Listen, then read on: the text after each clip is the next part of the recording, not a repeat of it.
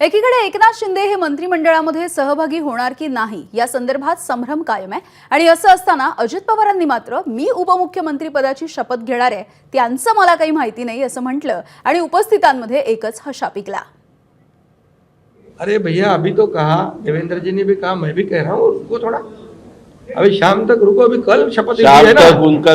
समझ में आएगा मैं तो लेने वाला हूँ मैं रुकने वाला हूँ दादा को नहीं अरे भाई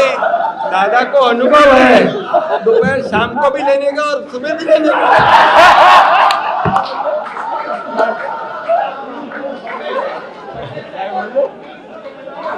परंतु ऐका पूर्वी आम्ही सकाळी दोघांनी घेतली होती तो हे राहून गेलेलो होता आता पुढे 5 वर्ष आता ठेवणार आहे।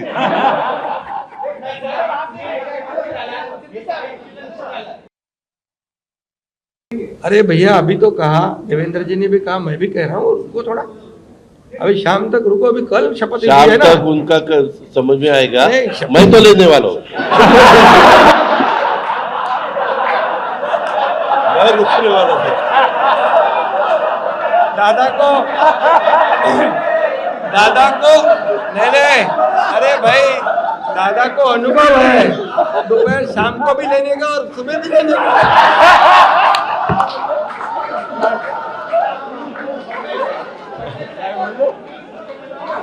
परंतु ऐका पूर्वी आम्ही सकाळी दोघांनी घेतली होती तो हे राहून गेलेलो होता आता पुढे 5 वर्ष आता ठेवणार आहे।